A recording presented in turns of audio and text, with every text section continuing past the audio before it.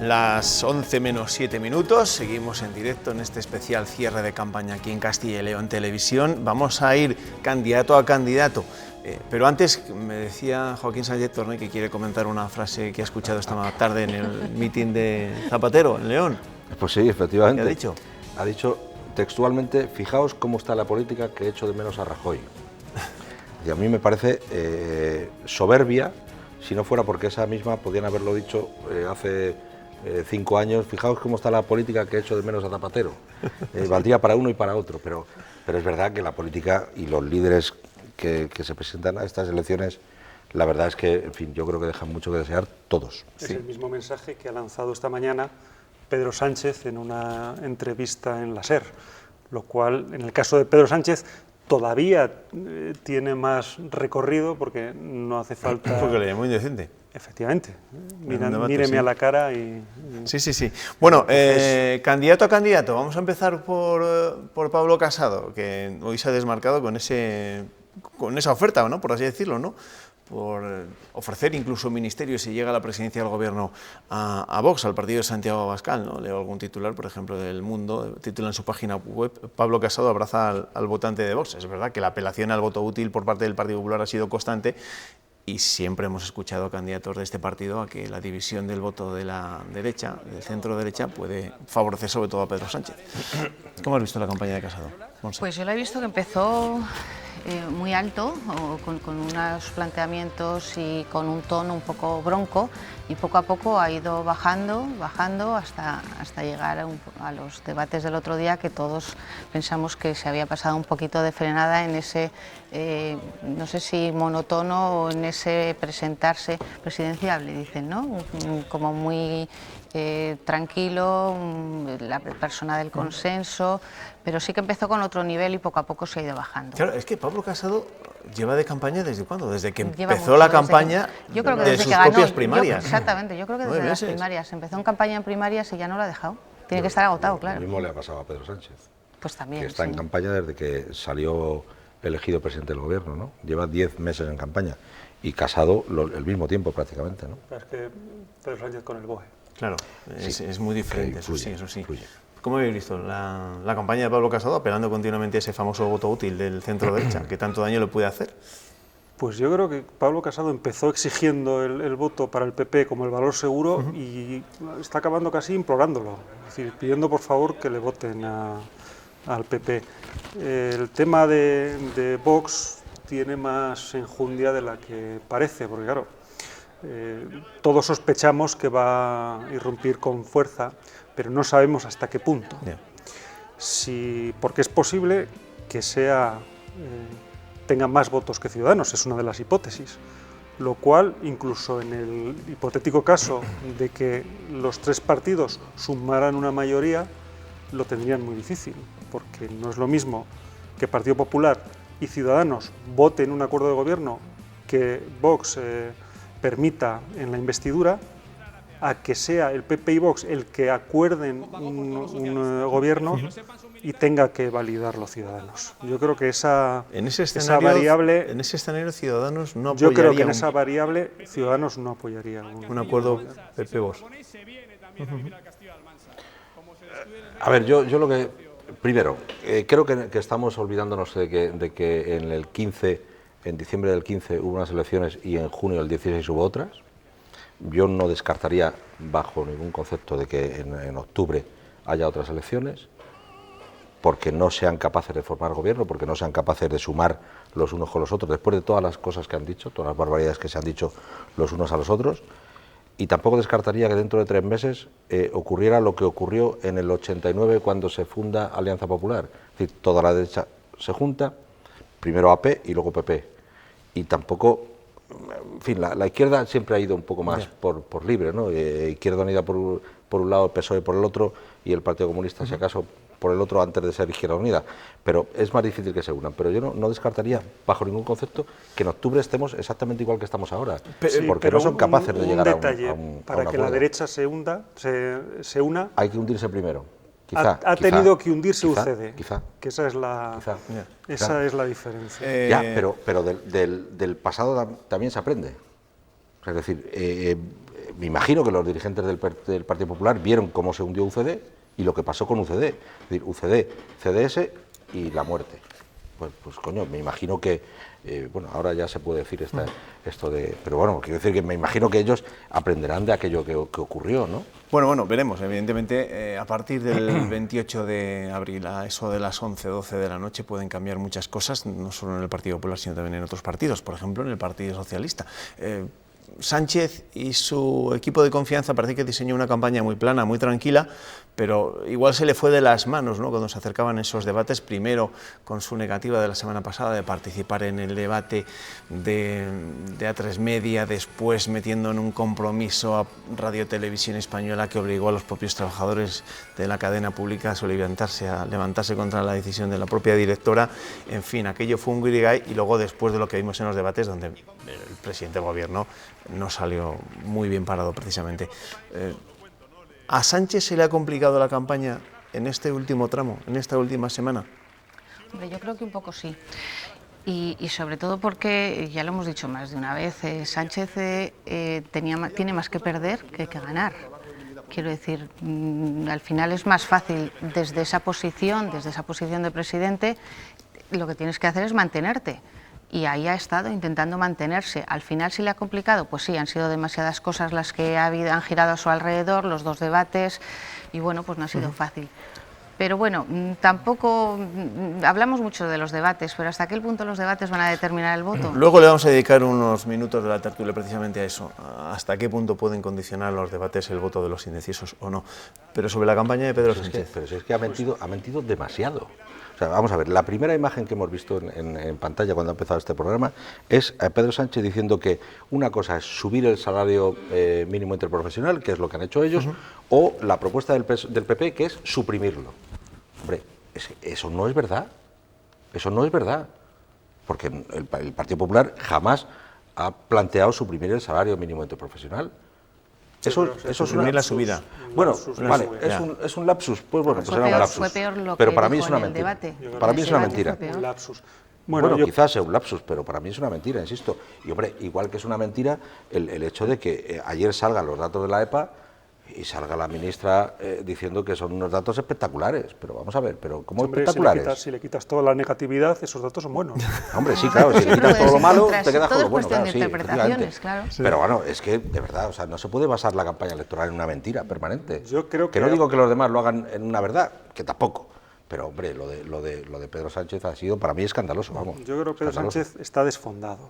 Yo le noto desfondado, le noto en las últimas intervenciones sin ganas, sin eso que tienen los presidentes del gobierno en campaña, que al final se crecen. Lo que hemos dicho muchas veces anteriormente de Herrera, por ejemplo, que Herrera podía estar plano y de repente en las campañas se venía arriba. Pues eso no lo he visto en Sánchez. Con respecto a los debates, yo creo que salió vivo de los debates. Casado y Rivera tenían muy fácil unirse contra él y, sin embargo, entraron en una especie de batalla entre ellos que permitieron que tuviera aire Pedro Sánchez, sobre todo en el primero. Y bueno, no hizo nada excepcional, ha tenido una campaña muy tranquila, no ha habido ningún asunto especialmente complicado para él, pero yo creo, y a tenor de lo que dicen las encuestas, yo creo que le está viniendo mal este final de campaña, ¿sí? Porque está bajando al menos en las encuestas. Hoy leía esta mañana unas de esas de frutitas y tal, y daba para abajo. Como nos pongamos con las frutitas, por cierto, es una anomalía que no haya encuestas en esta última semana de campaña, sobre todo cuando hay partidos o cuando los partidos sí que manejan determinadas encuestas, pero los ciudadanos no se pueden enterar, y es una anomalía que haya una jornada de reflexión como la de mañana. Es verdad que servirá para quitarnos de encima a los candidatos, aunque luego los periodistas les perseguimos para verles con sus hijos, con su familia, con sus amigotes y demás, pero no tiene ningún tipo de sentido. En fin, a ver si todo esto se actualiza, ¿no? y se moderniza. En Pablo Iglesias, la campaña de Pablo Iglesias, la campaña del candidato de Unidas Podemos a la presidencia del gobierno, que por cierto no sé si todavía estará hablando en ese mitin de fin de campaña de Madrid, parece que no, que ya ha terminado, pero ¿qué os parece? ¿Ha conseguido remontar con ese tono un poco más pausado, con esa constitución que lleva ahora a todas partes y que hace muy pocos años pues quería cargarse directamente. De padre Francisco, ¿no? De franciscano, no sé. yo creo. ¿Esto le va a servir? Supongo que está intentando rascar, ¿no? Rascar hacia un lado, rascar el voto más pausado, más moderado, que es lo que está intentando. Pero ¿le servirá? No, yo creo que no, ¿no? Sobre todo con esa pose que es muy impostada, es que no nos creemos. Yo creo que está intentando alcanzar el cielo por consenso. Yo creo que está volviendo atrás todos sus principios, porque evidentemente las encuestas han dado como resultado una pérdida de poder demasiado grande para un partido que estaba, hace apenas 2 años, estaba en plena efervescencia. Con lo cual tiene muy difícil volver a recuperar esos apoyos que ha perdido en tan poco tiempo, ¿no? Y yo creo que está cambiando de estrategia. No le ha venido nada bien, evidentemente, el caso del chalet, que sigue permanentemente mencionándose en su contra, y no le ha venido nada bien la purga que ha hecho entre los dirigentes más válidos de la formación. A ver, Raúl, lo que le ha venido mal es en fin, eliminar todo atisbo de crítica dentro de su partido, es decir, actuar como un auténtico dictador en su partido. Eso es lo que le ha venido mal. Y yo creo que antes había una imagen en la que se veía aquí en Valladolid, yo creo que era la cúpula del Milenio, en fin, 500 personas y con las sillas muy separadas, en fin, poquito tirón. Sí, porque hace 4 años, y lo recordaba Pablo Lago precisamente, ¿no? Porque lo ponía un poco como termómetro. Poquito tirón. En el acto del Miguel Delibes de Pablo Iglesias también hace unos años, Vox, reventó, sí, como ha hecho este año Vox, ¿no? ¿no? Hace unos años también el propio Iglesias reventaba. Y la incógnita de Albert Rivera, de Ciudadanos. No, perdona, y con Podemos, hombre, lo del franquismo, y viene Franco otra vez, y resucita Franco de nuevo, en fin, yo creo que esta sociedad es suficientemente madura como para olvidarse de esto ya. A Rivera, que le veíamos esta mañana corriendo con Inés Arrimadas, con Toni Cantó, con Edmundo Val, con algunos otros candidatos de la formación naranja. ¿Habrá sorpaso en el centro derecha? Es decir, ¿Ciudadanos logrará sobrepasar? No sé, pero lo que está claro es que en ese sprint que han hecho le han dejado ganar. Ha ganado porque todos los demás han frenado y le han dejado paso. Y yo creo que el día 28 no va a suceder eso. Yo oía una encuesta que barajaba esta misma noche, oía en la radio que barajaba el PSOE y daba a Vox como tercera fuerza por delante de Ciudadanos. Como tercera fuerza. Sí. Eso complica muchísimo. Lo que decías tú, lo complica todo. Ya, pero mira, vosotros exactamente igual que yo conocéis Castilla y León. Entonces, en Castilla y León, Ciudadanos y Vox han sido incapaces de hacer listas en muchos sitios en pueblos en los que viven 400 personas, hay una lista del PP, hay una lista del PSOE, quizá haya una lista de izquierdas más allá del PSOE, pero no han sido capaces de hacer listas porque no hay gente. Y en Castilla y León será muy difícil que el sorpaso se dé, tanto Vox por el PP, Ciudadanos por el PP, como Podemos por el PSOE. Es muy difícil que eso ocurra. En unas municipales, evidentemente. Pero unas generales, al final se vota Bascal, da igual los candidatos que vayan. Pero es que resulta que tú perteneces a una lista y tu familia te vota a ti y te va a votar mañana. Es decir, dentro de un mes te van a votar a ti. ¿Cómo eres tú capaz de votar a una persona distinta al que vas a votar dentro de un mes?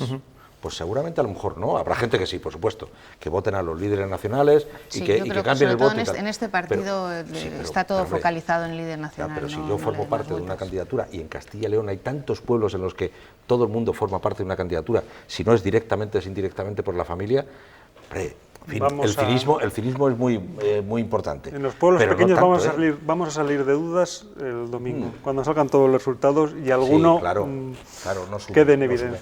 Pero en Castilla y León va a ser mucho más complicado. Bueno, ya nos ocuparemos más abiertamente de Castilla y León cuando llegue el momento, y eso va a comenzar a llegar a partir de la semana que viene, tampoco se engañen. Y vamos a hablar del último partido, del que no sabemos muy bien qué va a hacer el próximo domingo, porque es evidentemente la sorpresa no solo de esta campaña, también lo vimos en las elecciones andaluzas del pasado mes de diciembre.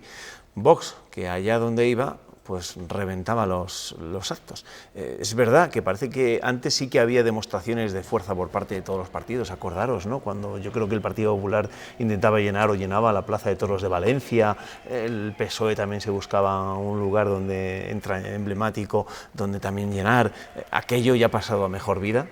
Ya ha pasado a la historia. Era demasiado gasto en autobuses. Era demasiado gasto en autobuses y en bocadillos, eso es evidente, pero ahí tenemos a Vox. Justo ahora le estamos viendo en el acto que tuvo lugar en Burgos hace unos días, pero en el acto de Valladolid, este es el acto del Miguel Delibes, pues a reventar y mucha gente en la calle. ¿Qué esperáis? Y sin medios, y sin infraestructura. Y pasando por completo de los medios de comunicación, porque todos lo hemos no pasando, visto no, despreciando los medios de comunicación. Exactamente, despreciando los medios. Pues ahí están, con lo cual, ¿qué va a pasar? Pues una sorpresa. Será una sorpresa, que es lo que todos pensamos, y una sorpresa de que va a depender probablemente no, seguro, que gobiernen unos o que gobiernen otros. Sí, evidentemente Vox yo creo que ya no va a ser una sorpresa. No, porque ya todo el mundo tenemos asumido que Vox va a entrar en el Congreso de los Diputados y va a entrar con una cifra importante y que además, en fin, va a tener mucho que decir a la hora de formar gobierno. Ahora, lo importante no será con cuántos diputados entre Vox en el Congreso, sino cuántos suma Vox, cuántos suma Ciudadanos y cuántos suma PP, es decir, cuántos suma la derecha y cuántos suma la izquierda. Eso será lo importante. Y hombre, en fin, yo creo que en fin, estará en un diputado o otro diputado, porque ahora, ¿qué es lo que tiene que pensar la gente? Si se decide a votar a la derecha para evitar la ruptura del país, o se decide a votar a la izquierda para promover esa ruptura. Le puede cosa pasar, que por otra parte yo no me creo en ningún caso. Pero vamos a ver, en Andalucía Vox tuvo un éxito porque nadie esperaba que consiguiera más allá de 1 o 2. Entonces, al conseguir 12 es un éxito. La paradoja es que en estas elecciones puede conseguir unos buenos resultados y tener una sensación de fracaso, porque ya todo lo que no sea superar a Ciudadanos, para Vox va a ser un fracaso, porque estamos viendo cómo llena los mítines.